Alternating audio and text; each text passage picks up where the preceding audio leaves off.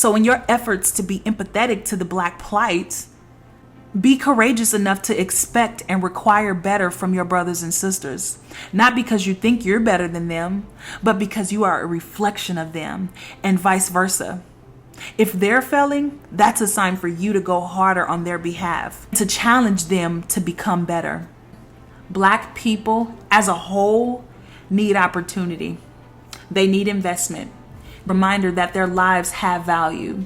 Yes, that happens on a policy level. I'll give you that because I can hear the critiques now. But family, that also must happen on a cultural level. We can't continue to pedestalize and glorify filth in our music and our interest in our parenting styles and think that these things will just magically change and disappear. They aren't changing. Money may change circumstances, but behaviors and cultures and values are to the bone. The Black elite, or as our favorite fellow highbrow Negro would so affectionately call them, highbrow Negro, are objectively, and wait, pause, prepare yourself for what I'm about to say, better than the mere lowbrow Negro. Now, before you crucify me, let me explain. It's not that different Black people were born with different capabilities or that socioeconomic stances places you any higher or lower than any person or people group.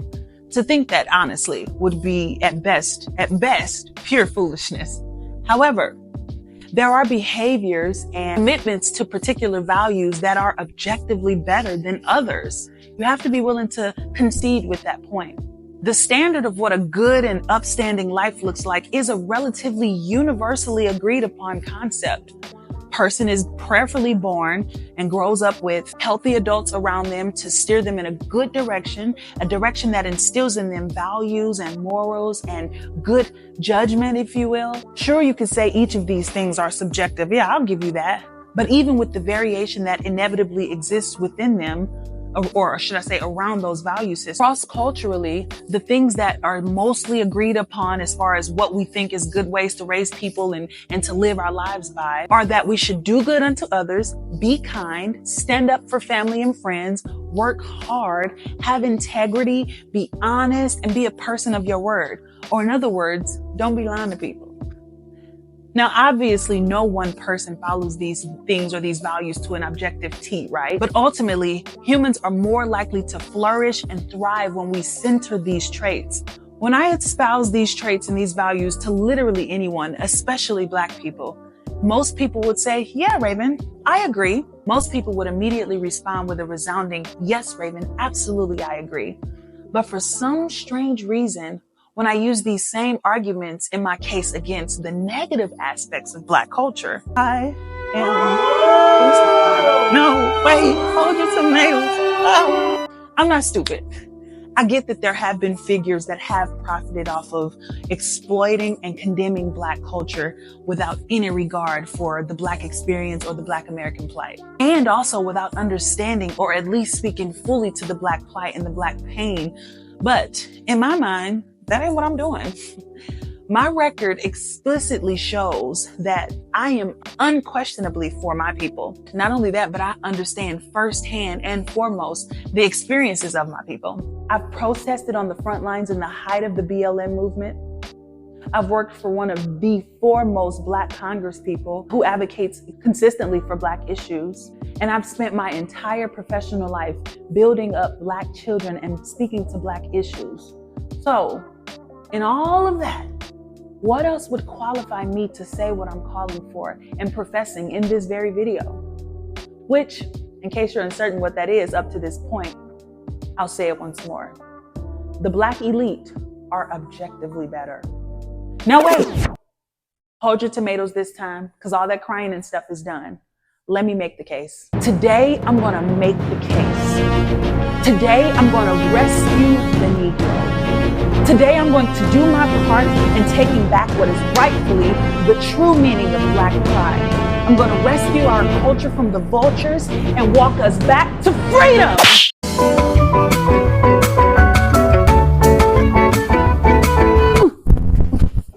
Okay, maybe that's a bit much, but it is my hope with this video to help you understand, that the stuff that we're holding on to in Black culture as nostalgic and warm and fuzzy as it may feel and be to our souls and our spirits, much of it is actually the very thing that is harming us, y'all. And until we recognize that and become willing to reimagine a world where Blackness is not synonymous with building identities around struggle and strife and pain, as justified as it may be, we will never truly see the change that I know we all so desperately want for our people unless we start to reimagine what our culture looks like. So let's continue the conversation. Hi family, my name's Raven, therapist, thought leader, and theologian, and I'm happy to have you with me today. Welcome or welcome back to the Bastion of Critical Thinking, because that's what we call ourselves around here, and I'm excited to get in this conversation with you.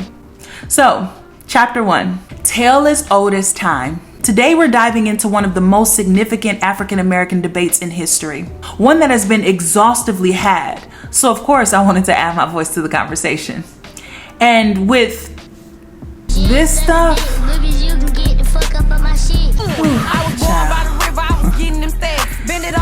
I think it's time we had a re-up on this conversation, if I'm being honest.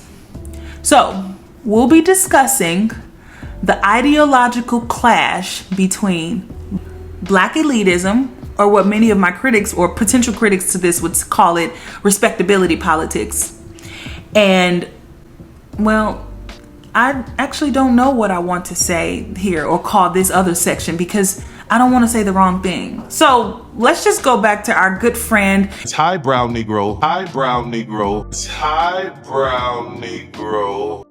So the lowbrow Negroes?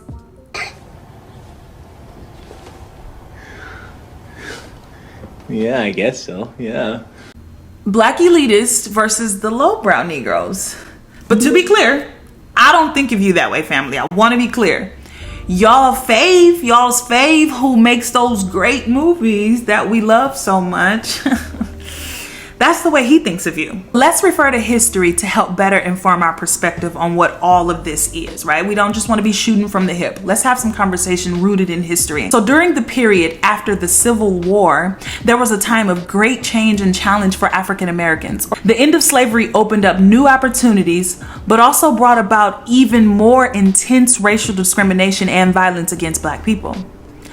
And in that time, two leaders emerged with different visions on how Black people could achieve progress post-slavery: Booker T. Washington and W.E.B. Du Bois. Booker T. Washington, born into slavery, he believed in the power of education and vocational training. He founded the Tuskegee Institute, emphasizing practical skills and economic self-reliance. Washington's philosophy was often summarized in his famous Atlanta Compromise speech, where he argued that African Americans should focus on vocational training and accept segregation and disenfranchisement for the time being, so long as they were allowed to progress economically. And on the other hand, W.E.B. Du Bois, a Harvard-educated scholar, strongly opposed Washington's approach.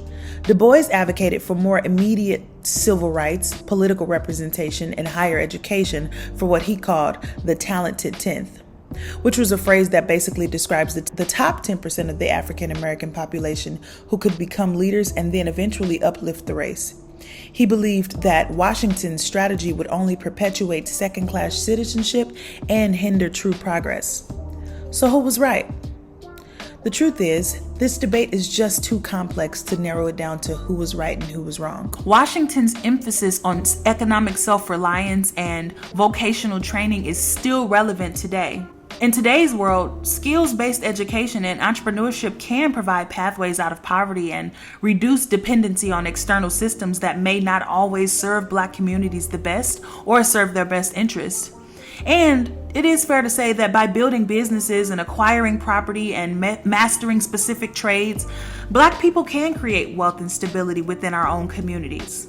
However, as much as I am an idealist, I am also a realist. So I get the nuanced arguments around why that may feel and largely is an impossible feat to pull off, considering the state of Black wealth and well-being in this country and the fact that it's been intentionally stunted as a result of sociological and institutionalized oppression. For example, as of 2022, The median wealth of Black American households, y'all, was approximately $45,000. For comparison, the median wealth of white households was $287,000 in 2022, giving white families, listen to this, about 6.4 times more wealth than Black families on average. This is a critical thing to take note of because it speaks to so much of the negativity that plagues our culture as a result of the disenfranchisement we've experienced. It's easy to say, Black people, just be better or do better. But that is simply oversimplifying a deeply complex issue that so many great minds have tried for so many years to address. Truth is, many of the voices that have contributed thought to this debate have fallen short, either because they've centered whiteness too much. And when I say whiteness, meaning the standard of what white people would regard as like appropriate living, if you will.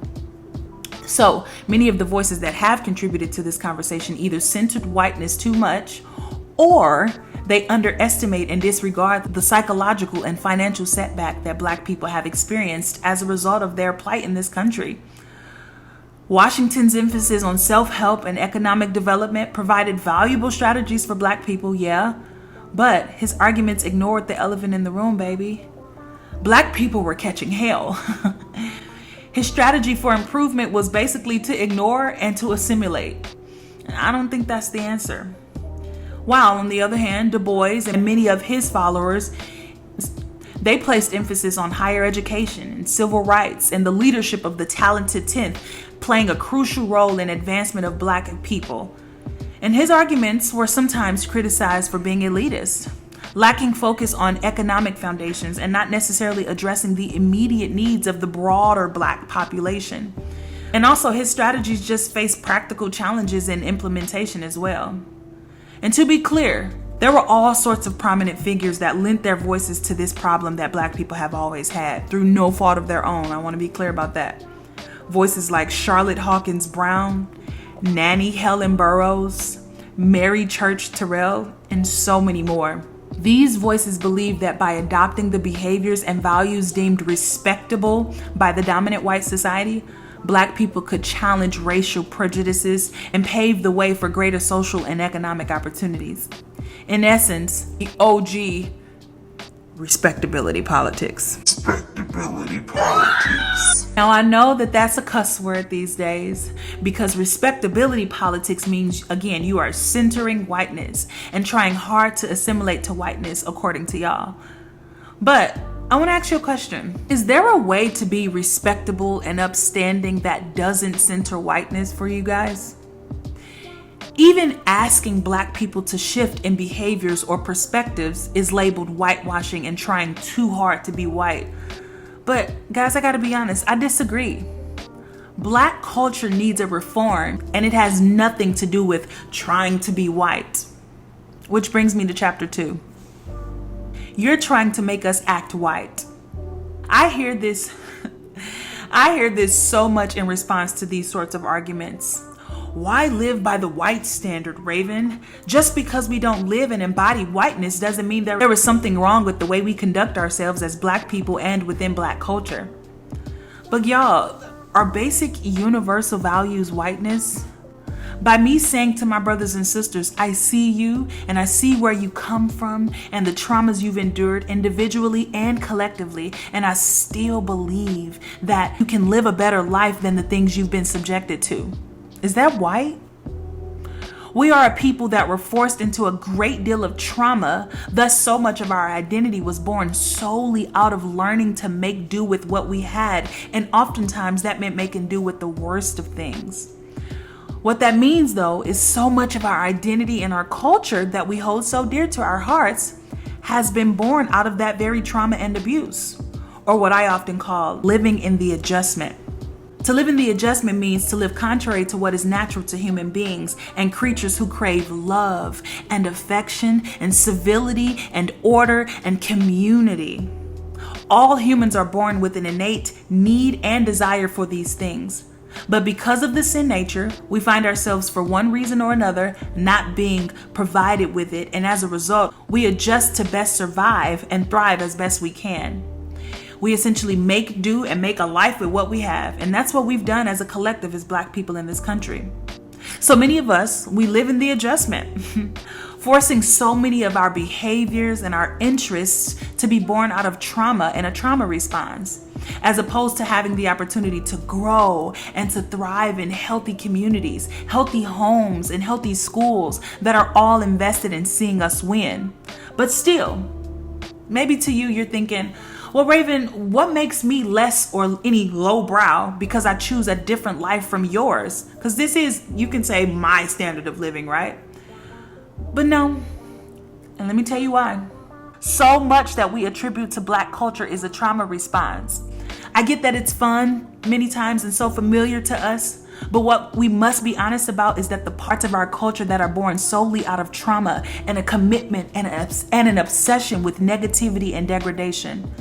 And I would delve deep into the specifics, but you know I don't have to, baby, because I know y'all know what I'm talking about. And honestly, this video would do no good trying to go into specific details about the specific things that we should be letting go or doing one by one. Because the truth is, it's one of those if you know kind of a things. It's like church. When they do an altar call, they aren't saying, hoes, drug dealers, crackheads, liars, come down to the Lord. The Lord is waiting. Unless you go to one of those legalist churches, which if you do, let's talk after class. No, they say, come, all who are broken, come for more. You're worthy of better. Black culture is worthy of better. Which brings me to chapter 3. Black culture, what it is and what it ain't. Black American culture, not to be confused with African culture, not because I'm otherizing us from our family, but just because there really is a stark difference in very specific ways. But we'll get to that in another video. Nonetheless, Black American culture is a powerfully distinct subset of Black culture because it houses such a rich and diverse blend of traditions and customs, beliefs, and social behaviors that have evolved over centuries. It's shaped largely by the unique historical experiences of Black Americans, specifically slavery, segregation, the Great Migration, and the Civil Rights Movement. Because these traumas were such a major part of Black American history, this is why you can't go 5 minutes, child, without hearing someone speak about slavery, and I do mean both Black and white people. Be it in cinema, as slave movies are by and large the only films that often get recognized in those most notable film awards, or simply around the dinner table, or at the cookout playfully with our cousins. Y'all know how we be. We be joking and stuff about some of the darker parts of our history. Slavery and the Civil Rights era has just been a major part of Black American history that has significantly transformed our mental and financial and physical well-being as citizens and even on the world stage. This is critical to note because so much of the character, interest, and even the joys that Black people have developed are a direct result of the ramifications of these historical eras. Like I mentioned in our last chapter, we are a people that were forced into a great deal of trauma. Thus, so much of our identity was born solely out of learning to make do with what we had, and that meant making do with the worst part of things at times. Our entire culture, I believe, is living in the adjustment. Because we have been so disenfranchised and downtrodden in our communities and in our families, stripped apart even, and our ancestral roots just ripped from us, and we were truly made to feel like second-class citizens. We were treated like that. We've had to simply make do with the slops that we were given. Thankfully, each time we found ways to rise above it and excel in our state of making do. But obviously, there are always outliers to this rule. And so today I want to challenge us to let go of the adjustment. I'm challenging us to cultivate and hold fast to the promise of what could be. Today I call for us to let go of ghetto culture and all embrace Black elitism, baby. I'm calling for all of us to be the Black elite. Which brings me to chapter 4. Let us all be highbrow Negroes. Now, I know you've probably gotten this far and are like, Raven, you sound like an uppity Negro. Why should I ever listen to you? To you, I say, my love, let's return back to our fellow highbrow Negro to help us continue to make the case. It's highbrow Negro. In case you're unfamiliar with this clip, this is Tyler Perry, a self-made black billionaire. Shout out to him for that. He was responding to backlash from his movie that is a slap in the face, if I'm being honest, to the beauty, complexity, and essence of black culture. And only truly relegates black culture to, and this is all his movies, they only truly relegate black culture to abuse and violence and spiritualism void of any comprehensive doctrine. Now, I know you're probably thinking, well, why would you bring up Tyler Perry in a conversation about letting go of ghetto culture, right? And embracing elitism? Well, because he's in a position of power. Thus, he has a responsibility to use his power in ways that elevate black people, which start with pursuing excellence in his artistry. But that's a whole other conversation for another day. Nevertheless, this is the real reason I brought him up. It matters. He matters in this conversation because his comments are too often what I hear most black people say when you critique poor behaviors of black people, like we're doing in this video. How dare you look down on them for engaging in unhealthy behaviors that are reflective of the worst of humanity? No, that's a dumb question. But let me give you a better one. How dare you assume that this is all that they have the capacity to consume, Tyler? Or bringing it home to us and what we're talking about today. How dare you relegate a people group to low-level, low-brow living? How demeaning is that? I know why they go straight to that perspective. I'm not going to act just completely dumb or oblivious. It's because you have such empathy, and we all do have such empathy for our people, and you want them to feel valuable and to feel worthy because largely the world has just made black people feel so unworthy for so long, particularly poor black people. So of course, black people's stories matter. The black people without degrees and without social status, and their stories matter 100%. And to be clear, that's most of us, guys. So saying that is to say all of our stories matter. But the bottom line is that all of them matter. Key word there. Even the ones that we haven't had the opportunity to dream up or live out yet. We in mass and as a collective haven't been afforded the opportunity to dream bigger or to see larger outside of our niche successful black communities. But we deserve that. It's not that the people who are economically disenfranchised or not as culturally evolved don't want better. Many times they simply just haven't been exposed to better. So in your efforts to be empathetic to the black plight, be courageous enough to expect and require better from your brothers and sisters. Not because you think you're better than them, but because you are a reflection of them, and vice versa. If they're failing, that's a sign for you to go harder on their behalf, and to challenge them to become better. Okay, what am I saying here? Let's wrap it up. I know there'll be haters that will purposefully misconstrue everything that I've said in this video. They will immediately Uncle or Auntie Ruckus me, child, and paint me in their minds as someone who hates black people and doesn't want the absolute best for them. But the truth is, that's just not true. But the bottom line is, we all know better, but we choose to glorify and do the worst because that is what is most familiar and comfy for us. But it's time to try a new path, family. Black culture should not be synonymous with cultural degradation and debauchery. To the degree that it started with that and shaped in that narrative, it's solely rooted in a racist past made by racists, but we have to do our part in working to debunk it. Not for the white gaze, let me be clear, because who cares about what white people think of us, or any people for that matter? What do we think about us? What do we think about ourselves? I remember when I was a little girl at my grandma's house with all of my cousins. I grew up in the county with my dad and mom, still married, and my cousins grew up in the city with their mom, and they lived in my grandma's house. Many times my cousins would get into all sorts of mischief and trouble, child. And right when they would get into the thick of it, they would say things like, Raven, you stay behind, you stay back because you're a good girl and you don't need to be getting into all this mess like this stuff with us.